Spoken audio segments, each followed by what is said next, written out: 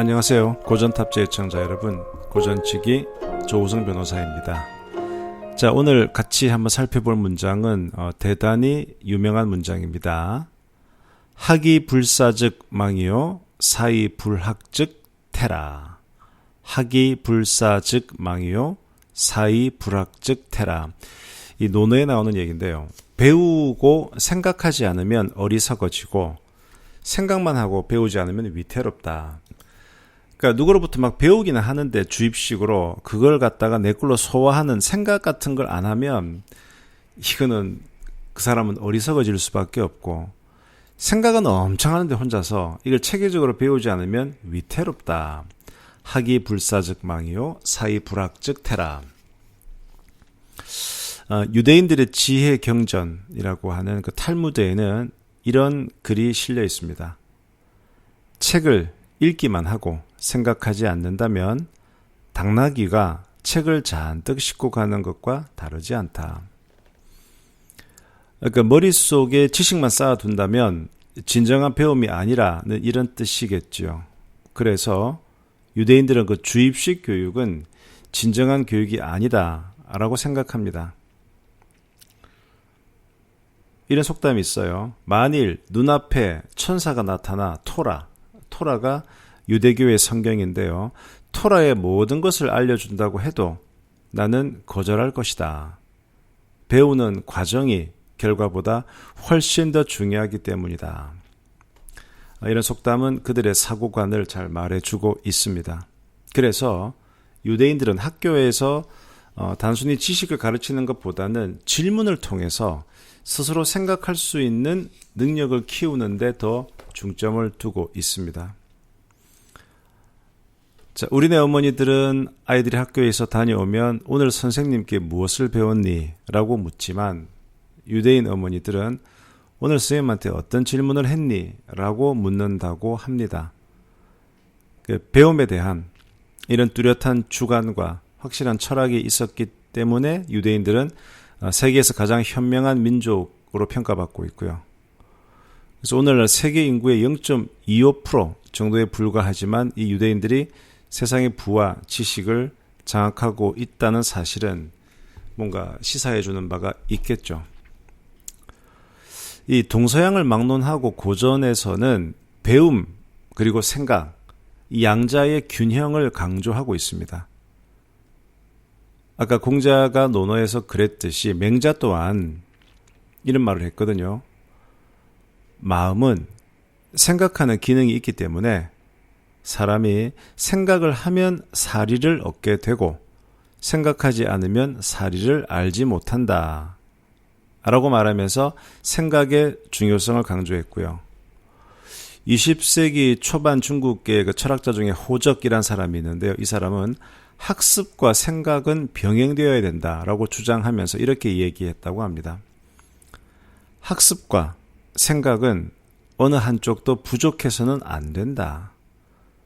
학습은 하지만 생각이 부족하면 이게 기억할 수는 있겠지만 두서도 조리도 없기 때문에 진정한 지식이 될 수 없다.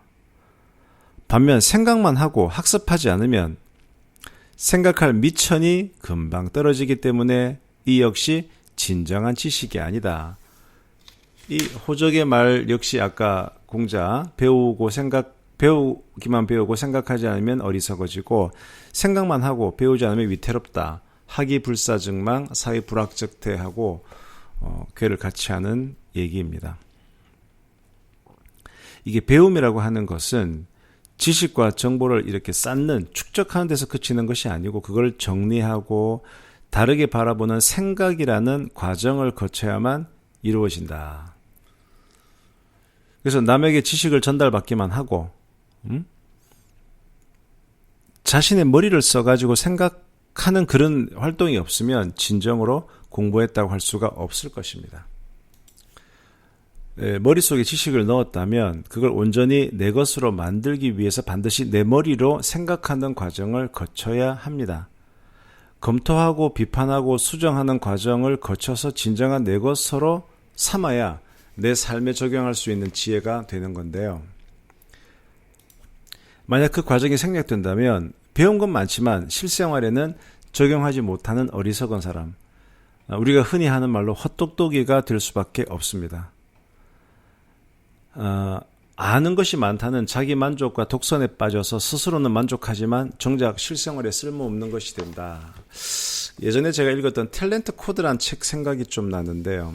이제 그 책이 소위 그 1만 시간의 법칙에 대해서 약간 그 보완 내지는 비판된 의견을 내세우는 책이었는데요. 거기는 보면 그런 게 나와요.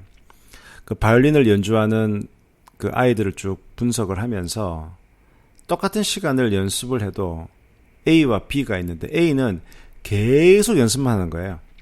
근데 B는 연습하다가 다시 생각해보고 내가 잘하고 있는 거 없는가를 스스로 복기해보고 또는 뭐 자기가 이렇게 연주한 걸 들어보면서 다시 음미하고 다시 연습하고, 그러니까 기계적으로 진짜 뭐 한 10시간, 20시간 연습하는 친구와 짧게 연습하고 다시 생각해보고 이렇게 피드백을 주는 경우 후자가 훨씬 더 발전의 속도가 빨랐다는 겁니다. 그러니 이게 1만 시간의 법칙을 잘못 이해하면 양으로 그냥 10,000시간 채우면 된다. 그게 아니고 어떤 숙달이 필요한 이런 일일수록 내가 잘하고 있는지에 대해서 점검하고 피드백하는 과정이 필요하다. 그래서 어떤 교육이나 자기 어떤 뭐 학습을 하는 이런 그에 대한 그 뭐랄까 연구 또 지식이 필요하신 분들은 한 10년 넘은 책인데 탤런트 코드란 책이 있습니다. 그 책을 한번 찬찬히 한번 읽어보세요. 그래서 앞에서 본 거는 막 열심히 막 책은 읽는데 이걸 제대로 생각하지 않는 그런 경우는 문제가 있다, 그 말을 하는 거고, 또 반면 생각만 무지 많은 거예요. 그런데 이 입력이 안 되는 겁니다. 학문적 지식이 뒷받침 안 되면서 생각만 줄창하는 이런 경우에는 모래성을 쌓듯이 곧 허물어지고 만다. 그러니까 재치는 있지만 깊이가 없어서 논리적인 근거는 되지 못하는 잔머리 굴리는 사람이 되고 만다. 그래서 일에 있어서도 마찬가지다. 일을 제대로 하려면 확실한 전문 지식과 상황을 보고 판단하는 힘을 주는 인문학적 교양과 상식 기반이 함께 갖추어져 있어야 한다는 겁니다. 이러한 기반이 바로 내공이겠죠.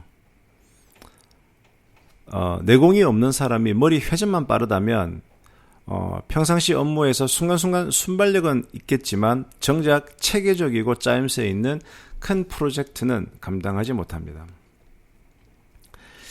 우리가 나이를 먹어가면서 뭐 여기저기 듣는 얘기가 많다 보니까 어디 가서 얘기를 하든 그냥 남들 얘기하는 거 웬만큼은 따라가면서 하고 아는 척은 할 수가 있어요. 그런데 우리가 그래도 학교 다닐 때는 뭔가 체계적으로 공부를 하고 커리큘럼이 있고 목차가 있고 이 쌓여져가는 그런 게 있지만 나이가 들면서 책은 점점 멀리하고 그냥 우리가 SNS에서 잠깐 이렇게 단편적으로 보는 글들만 보다 보면 뭔가 전체적인 이런 체계를 쌓는 노력을 하지 않다 보면 우리 머릿속에는 단편적인 파편적인 생각들만 남는 거고, 그 다음에 나의 경험담, 야 너 해봤냐? 난 해봤어. 근데 그 해봤냐는 말에 무서운 것이 내 경험이 내 어떤 인식의 한계가 되어버리는, 그래서 내가 경험하지 못한 건 나는 모르는 거고 내 경험한 것이 진리인 것처럼 생각되는 그런 한계가 있는 거죠. 그래서 정말 큰 뷰를 갖기는 힘들게 되는 겁니다. 그래서 사람들을 이끌며 많은 사람들을 대하다 보면 의외로 배움과 생각, 그러니까 배운다는 것은 인풋이에요. 그 다음에 생각은 그 인풋되어 있는 것들을 계속 이렇게 갈무리하고 책임지라는 그런 것인데, 이 배움과 생각의 균형이 조화로운 사람은 참 쉽지 않다는 것을 자주 느낄 겁니다. 배움이 많다고 자랑하는 사람은 실무 감각이 떨어지는 경우가 많고, 순간순간 이게 임기응변, 재치와 순발력을 자랑하는 사람은 그 체계적인 지식 기반이 부족한 경우가 많습니다. 특히 갓 직장에 들어온 신입사원에게 많은데요. 이것은 암기식 교육에 집착하는 우리 교육 현실이 빚어낸 결과겠죠. 학교에서 배우지 못하고 왔다면 이들을 가르치는 것이 리더의 책임이겠죠. 그래서 지식의 습득과 동시에 생각의 균형을 잡아주는 진정한 배움의 의미에 대해서는 이 구절, 논어 학이불사적 망, 즉 배우기만 하고 생각하지 않으면 어리석어지고 사의불학 즉 태, 생각만 하고 배우지 않으면 위태롭다. 이 문구가 많은 가르침이 될 것입니다. 시진핑 주석이 보면 2013년 3월 1일 중국 공산당 중앙당교 개교 80주년 행사에서 배움과 올바른 사상의 균형이 있어야 한다라고 강조하며 논어의 이 구절을 인용한 것으로 또 알려져 있습니다. 자, 오늘은 여기까지 하겠습니다. 지금까지 고전시기 기업분쟁연구소 조성 변호사였습니다. 감사합니다.